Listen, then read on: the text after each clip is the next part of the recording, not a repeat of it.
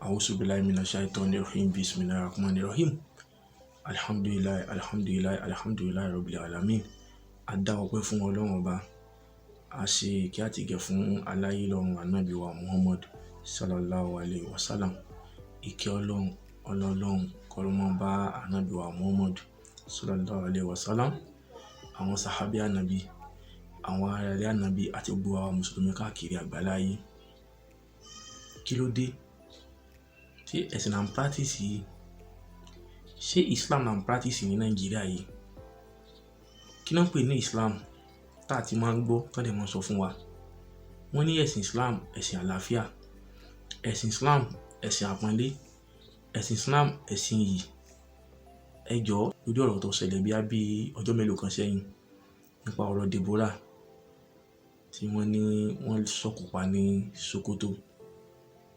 Torí ó jẹ́ nǹkan tó jẹ́ pé ó rùn létí tí ò ṣe gbọ́ sétí tó sì tàbùkù Islam.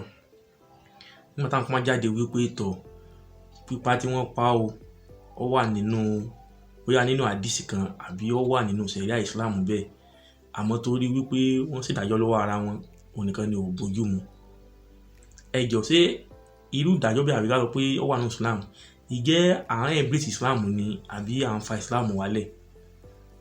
Ta ni ó gbọ́ wípé ẹ̀sìn kan wọ́n ń pààyàn ẹ̀dẹ̀ polongo ẹ̀sìn fún yóò sì gbọ́? Ẹja kíyèsí, ẹja wòye, torí wọ́n sọ wípé àtòkè báyìí lójú dúdú tí wọ́n mẹ́kun ẹ̀sùn wọ́n wáyé pé ọ̀rọ̀ ẹ̀sìn Islam nílẹ̀ Yorùbá àti Nàìjíríà yìí ó gba àkíyèsí, ó gba àmójútó. Kí ló dé? A mọ̀ sọ wípé à ń gbìjọ Ọlọ́run, a mọ̀ sọ pé à ń ṣe tọ́lọ́run àtúntọ́ náà ọba ṣe, a mọ̀ bú àwọn èèyàn, a mọ̀ mú dájọ́ tó le kókókókókókó, a mọ̀ mú wá. Ta ni ó rí ibi tó simple náà tí wàá sọ pé ibi tó le lòun fẹ́ lọ? Ẹja fi wé pẹ̀lú àpẹẹrẹ, ká fi wé àwọn èèyàn bóyá bí ẹnìkan tó ń kiri bread. Ẹni tẹ́bí dẹ̀ ń parí owó tó ní lọ́wọ́ òjò owó búrẹ́dì nìkan lọ. Oníbúrẹ́dì wá ń kiri, ó wá ní ẹ ra búrẹ́dì ẹ po tí o. Nítorí fẹ́ bẹ́ẹ̀ dáwọ́ pé kí n bá ra búrẹ́dì kò sí owó lọ́wọ́ mi tí mo lè fi ra tíì. Ìpolówó ẹ tó dẹ̀ polówó ni pé ẹ ra búrẹ́dì ẹ po tíì. Jẹ́ kó ní búrẹ́dì ọmọ lọ, oníbúrẹ́dì tọ̀hún yẹ ọ lọ. Ó tún pẹ́ díẹ̀, ẹnìkejì tún wá, ó ní ẹ ra búrẹ́dì ẹ fàkàrà jẹ o. Ó wò pé tí n bá ra búrẹ́dì mi ò lówó àkàrà, ó lè sọ pé àkàrà ní kí n jẹ búrẹ́dì yìí, agbára mi ò gbé. Ẹjọ́ jẹ́ kó ní búrẹ́dì ọmọ òun náà lọ. Kọ̀pẹ́ kó jìnnà, ẹnìkẹta náà gbé búrẹ́dì òun kiri tiẹ̀ lọ. Òun wá ní pé tọ̀ ẹ ra búrẹ́dì olóyin o, ẹ ra búrẹ́dì olóyin o. Wọ́n ti wọ́n pé olóyin yìí ni màá rà, torí pé gègé tó wà lọ́wọ́ mi náà owó búrẹ́dì nìkan ni. Lẹ́yìn sọ wípé kí n ra búrẹ́dì olóyin, ó wá mú owó ra búrẹ́dì olóyin, ó jẹ. Tẹ́ bá wò dáadáa, ẹ rí pé nǹkan kan náà ni àwọn mẹ́rẹ̀ẹ̀ta ń tà. Bí wọ́n ṣe polówó àti bí wọ́n ṣe sọ̀rọ̀ sí olóyè àtọ̀tọ̀. Islam ẹ̀sìn àlàáfíà ni. Àfáà wa Akéwùgbà Good wọ́n jáde, wọ́n dẹ̀ sọ̀rọ̀. Níjọ́ tí mo kọ́kọ́ wo ìṣẹ̀lẹ̀ yìí, inú mi bàjẹ́ pé kí ló dé? Ṣé ẹ̀sìn ìdẹ̀lélé yìí àbí nǹkan mi? Mo fẹ́ jáde lọ́jọ́ yẹn kí n sọ̀rọ̀. Nígbà tí mo wá wo fídíò Sheikh Akéwùgbà Good, ọkàn mi dẹ̀ balẹ̀ pé tọ́ irú àwọn báyìí sì kù láyé. Bàbá, Ọlọ́run lọ́ra ẹ̀mí yín, ọpọlọ yín, ìmọ̀ yín kò ní jọba. Bàbá yìí sọ̀rọ̀, ó dẹ̀ ṣàlàyé everything.